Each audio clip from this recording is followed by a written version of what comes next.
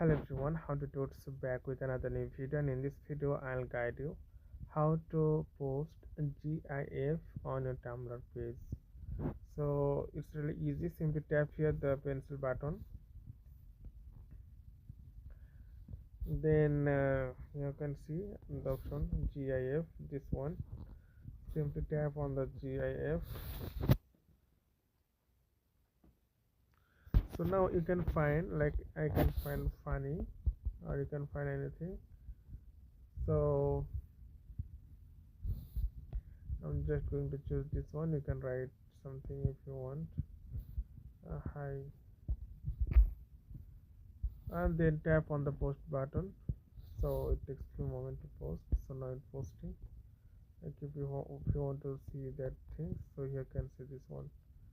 So this way you can share the GIF on Tumblr. So subscribe to today's demo and see the next video.